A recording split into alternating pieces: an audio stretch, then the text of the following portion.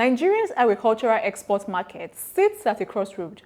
Global demand for raw materials is rising, yet local exporters continue to struggle under the weight of high costs, broken logistics, and unpredictable policies. Welcome to the Africa Trade Show on Businessfront TV, the hub where African commerce, innovation, and cross-border collaboration takes center stage. In the room today is Tony Nwose, founder and CEO of Niteon. In this conversation, we explore the true cost of moving Nigerian produce from the farm gate to foreign markets, the feasibility of Nigeria's new processing before export agenda, and the quiet but powerful role of the informal cross-border trade in West Africa. We'll also explore why Nigerian raw materials exports appear more expensive than competitors.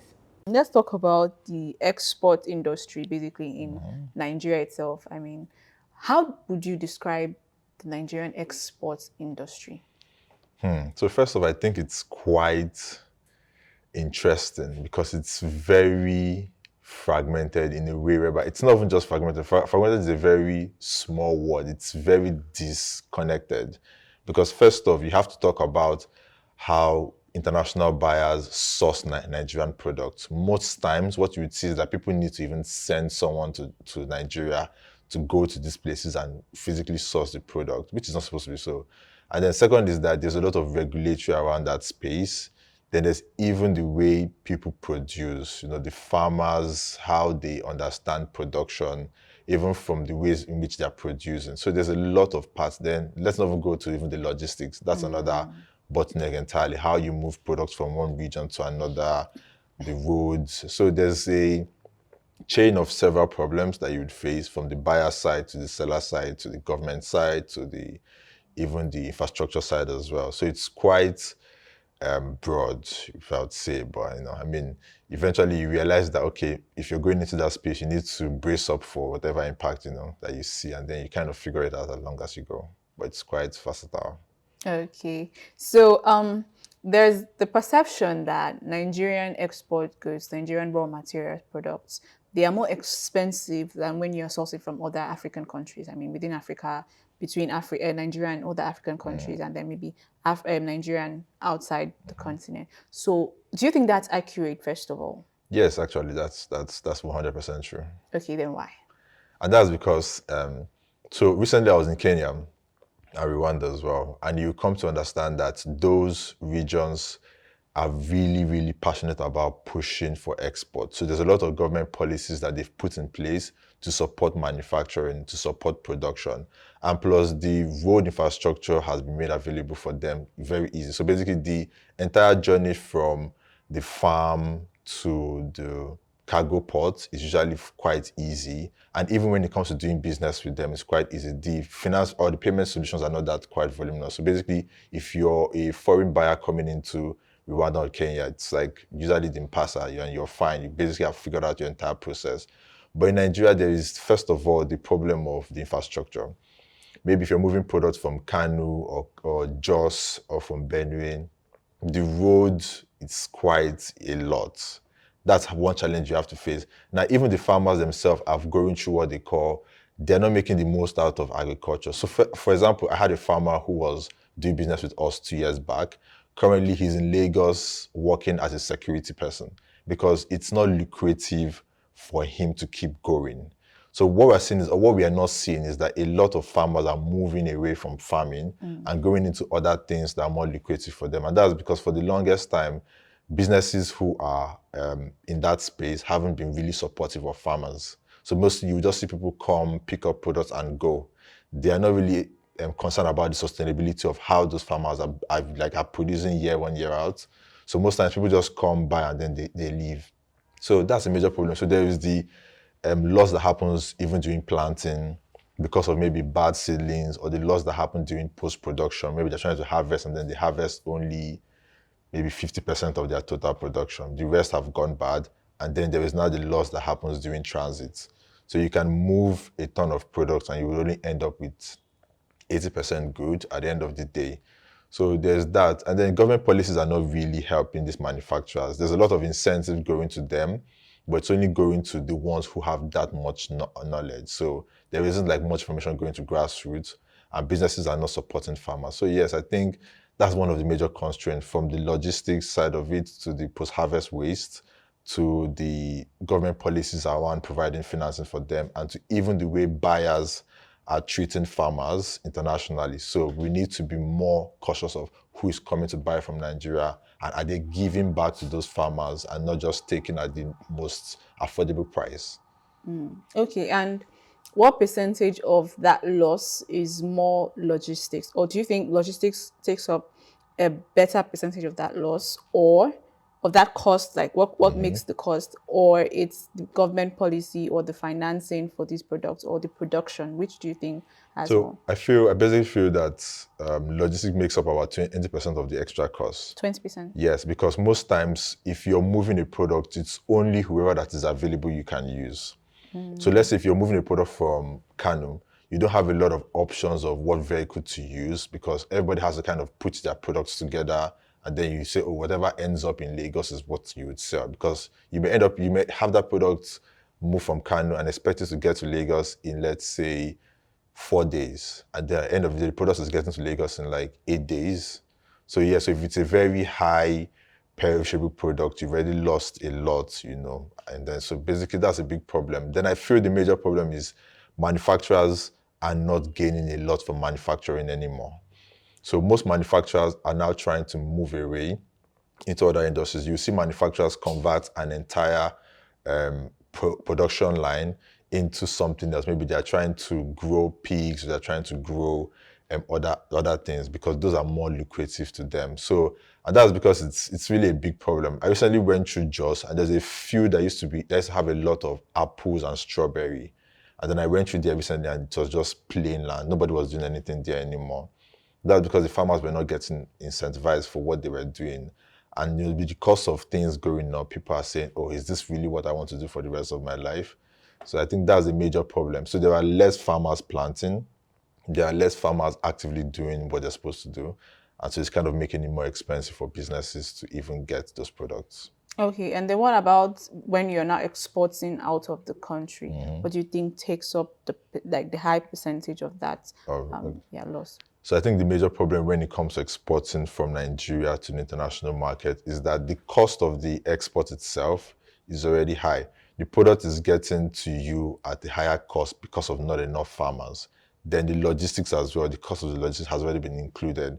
Then you now talk about trying to move the product internationally, and then there are other costs that have been included in it. So by the end of the day, the buyer is saying, oh, I can basically get this product from this other region, and I don't have to pay this much, I don't have to go through this much problems. And then there's also the issue of quality check. So we've had bad players in this space, whereby somebody says, oh, I can deliver this quality of sesame seeds to you, and then you trust that this person has already established a level of business, and then you get the product to yourself, let's say in Texas or in the Middle East, and then you find out that it's not even the quality you expect. And so there's what we call a lack of trust in the business system. So most times they usually would now need to send someone to Nigeria, which also covers like a level of overhead costs, rather than other region when it comes to doing business. So I think there's a lot of bottlenecks when it comes to that problem of who to trust when it comes to sourcing products, and even how to source those products and get them out of the country. Okay, and then what do you think can be able to bridge that gap for the costs basically of Nigerian raw materials or Nigerian exports actually going out of the country? What can we do, or what can farmers, what can the Nigerian government, what can exporters do to actually bridge that cost? So what can be done generally? Yeah.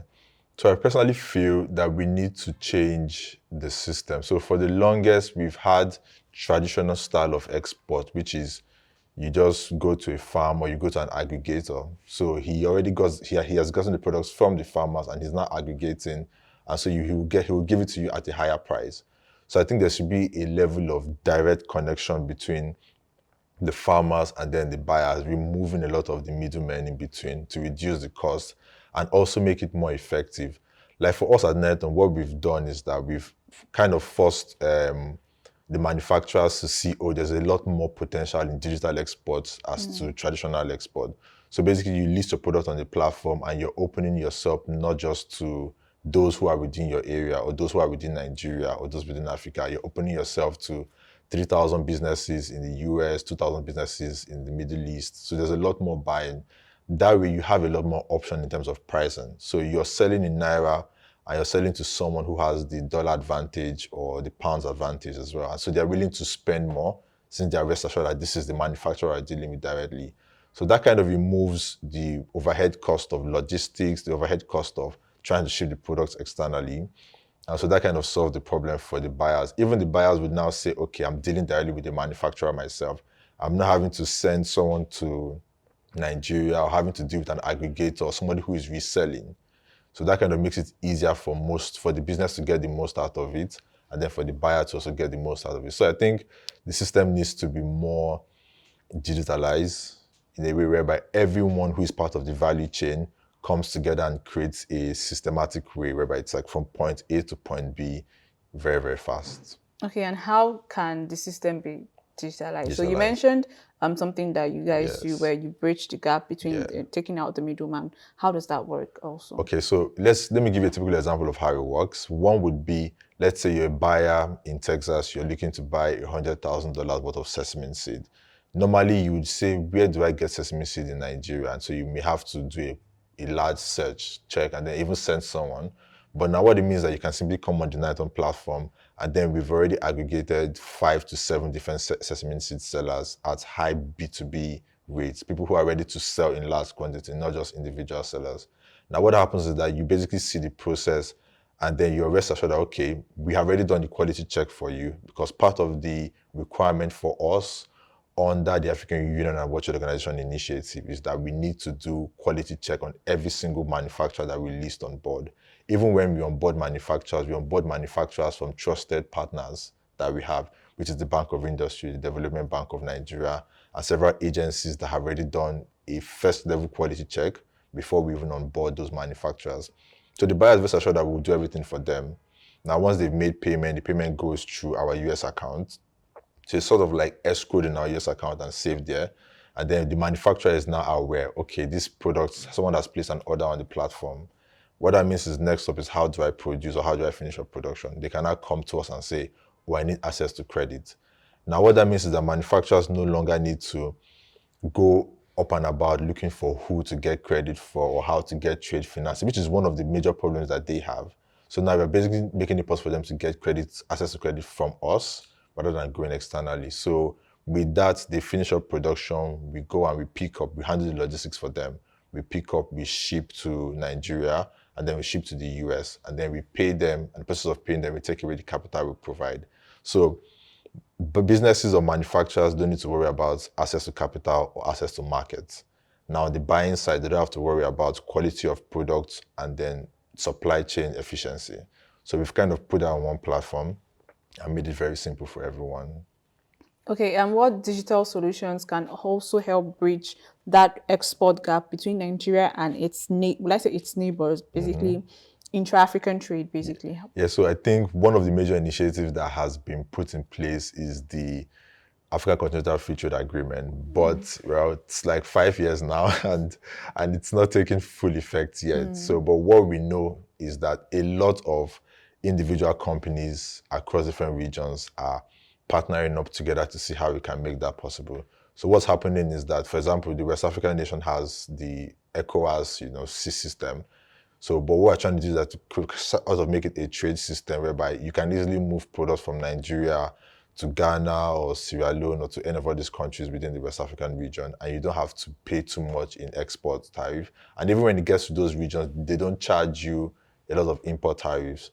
So people are there are agencies working around that policy-wise. But then there's also the issue or there's also the solution around compact export, which is if you are trying to export products from this region, from Nigeria, there may be 10 different manufacturers and they can say, oh, let's all put our products in one vehicle and then share the cost of the export. And then the buyers can do the same. They can say, oh, this product is coming to Ghana and we're about 10 different buyers. So let's all put the products in one particular logistics and share the cost, and then we can easily move products. So there is shared logistics, which is becoming a new thing for most businesses who are trying to export within the region or within certain regions. Okay, so I want you to walk us through what an exporter would go from the farm port to basically the foreign gate. Basically, how does that look Okay, like? so An exporter would usually finish up production and then maybe warehouse those products. A typical system would be once they're done with production and they've already done like the necessary things that they need to do, the aggregator would come and say, oh, you have this available. Okay, let me go and look for buyers for you in Lagos, in other regions. But with us, what happens is that as soon as you're done with that, you update the platform basically. So most times, we usually have ambassadors who are in those markets or in those regions or in different parts of Nigeria. So they basically update that, oh, you've gone from having 10 tons to having like 1,000 tons, which means you have new production that has been made. Now the buyers would now see that update, and once you're done with production, would then have any buyer who has placed an order from you would then go to your farm or your warehouse, pick up the products. But during pickup, there will be quality check by the Nigerian Export Promotion Council. There will also be a quality check by the ambassador that we have assigned, and then also quality check by the truck partners. So for us, we don't have a fleet of trucks, but we've created a solution whereby people who have fleet of trucks can sign up, and then it's like an Uber for truck. So basically what that means is that if you're the closest truck driver to that farm, you get assigned to it. And then we also incentivize you for quick delivery, sort of. So once that is done, the logistics moves from any part of Nigeria to Lagos. There is the clearance at the Lagos port, and then from there to anywhere in the US. So it's kind of more systemized and it's more simplified now on that rather than the usual system. Okay. So, what if Nigeria, decides to focus on local processing? Because now they are saying, oh, for raw material exports, it has to be processed up to a certain percentage. That's us trying to help our own economy. Yeah, but what's the feasibility of that actually? Will it reduce the cost of these raw materials or these exports if we are to focus more on processing? Okay. So I think we both would agree that any product that has gone through a level of, let's say, processing increases the value of the product. Yeah. Which means, because the way we would naturally say, because for us now, the price we would sell a raw cocoa than a grinded or powdered form cocoa would be higher. So the price difference is actually a lot. So for example, a raw cocoa by 1,000 kg is plus minus maybe say 1,000,000. But that same 1,000 kg in powdered cocoa is about 4 point something million, which is like a 400% increase just by that production process. So we are fully aware that that increase in value chain or increase in product value would actually help the manufacturers more if they can. So, but the thing is that how much facilities available for them, they mostly need to now go into infrastructure. How do they go from just planting to now processing to a level?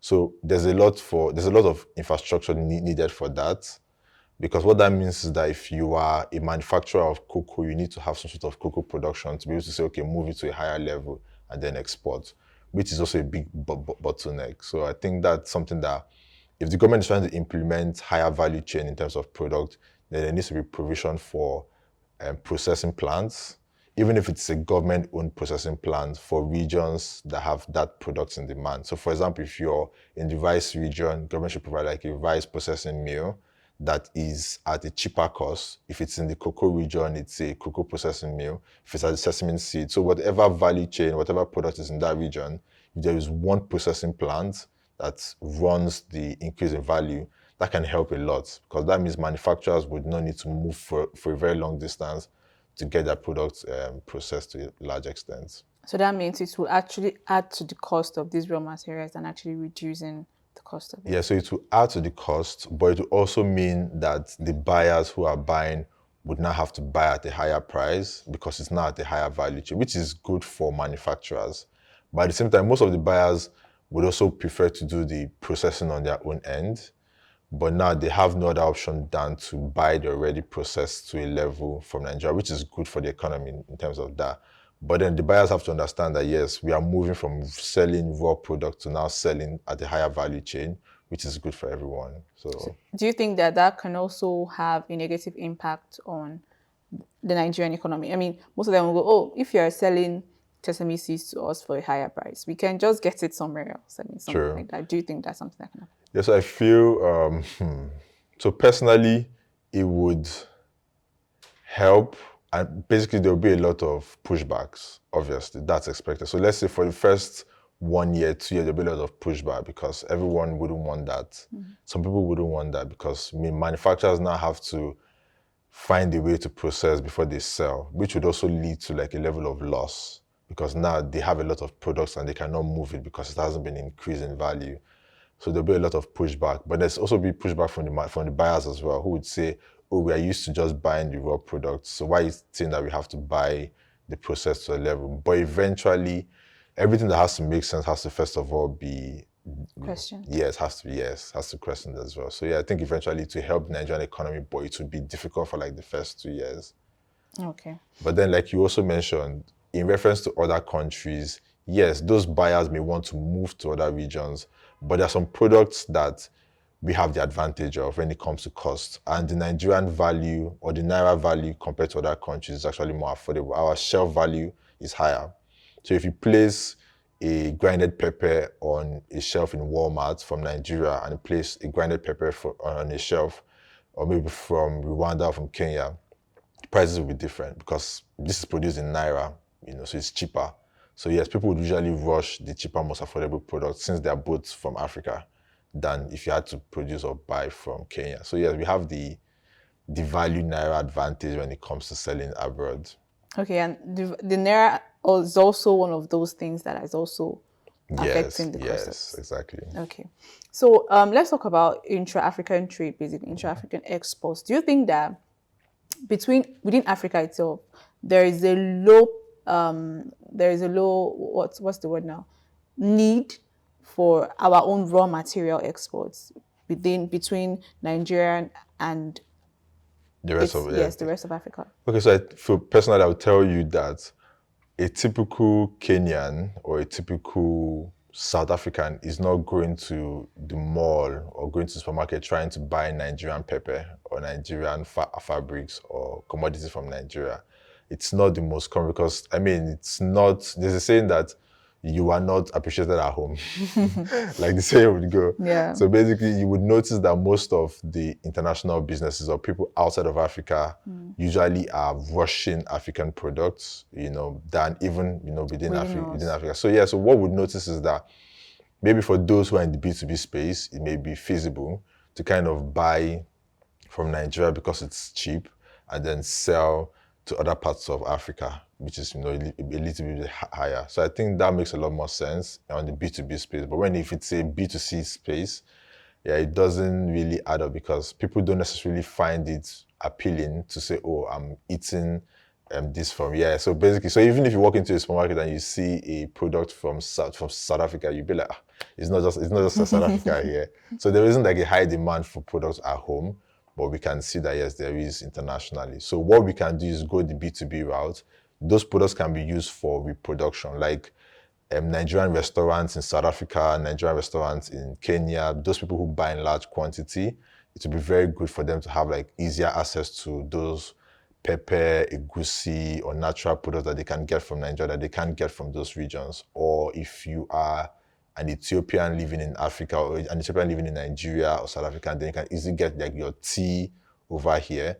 It makes a lot more sense for them. So it's on the B2B scale, it makes a lot of sense. Okay, so you mentioned Nigerian restaurants, having to use our products basically. But do you think that also adds to the cost of their own food, our own food that way? Yes. Prices are always very crazy. But yes. So I think I agree on that because if you look at it, if you go to a restaurant, let's say in London, or if you go to a restaurant, let's say, even in Rwanda, if you go to buy your Nigerian food, it's seen as premium food. It's seen as, it's seen as one of all those intercontinental dishes. You wouldn't find it at the cheapest price.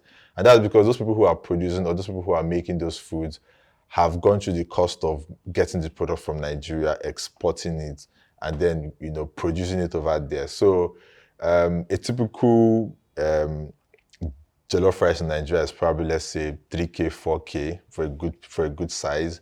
But over there, you'll be seeing it for, let's say, 15 pounds, thereabouts, or even higher, even as high as 20 pounds. So basically, that's the high cost of, the logistics that we talked about earlier. Yeah. And then the charges for imports of those products, because the UK government will charge for importing those products. And so they basically have to factoring those costs into that. But if it's cheaper here, it makes it cheaper over there. About that too. Okay, so my last question is, what raw materials, what products do you think actually do well in terms of exports? I mean, within Africa and then outside of Africa. So I think our biggest seller would obviously be cocoa. That has been like the backbone of like everything when it comes to, mostly you can basically have cocoa in any quantity and people are ready to buy it, even if it's not of the highest quality, but they're willing to like subsidize the price for that. So cocoa is the biggest export for Nigeria, followed by cashew nut for a great reason, which I'm yet to figure out why cashew nut is big. Because I would usually think ginger turmeric would be like the top three, Yeah. but for some reason cashew seems to be like a big sale internationally. So yes, and so cocoa, sesame seeds, ginger, turmeric are like the biggest selling, then hibiscus, and then some of the spices that people use for reproduction when it comes to the agriculture space. Our usual ori, which is shea butter. So it turns out that that's what most European companies use for the production of like some of their products. Yeah. So it's a very big sale internationally. So yeah, I think those are like for the agriculture space, those are like the biggest sellers so far. So within Africa also? Yeah, so within Africa, obviously it has to be spices for maybe for food spices, because most times you would realize that South Africans or people from East Africa like Nigerian food. So spices for food would be varied. Then the usual gari, the usual grain powder, because it's cheaper to buy from Nigeria than from other countries. So yes, grain products, your cassava, your gari, your rice, these are products that are usually doing very well within the Nigerian ecosystem or within the African space as well.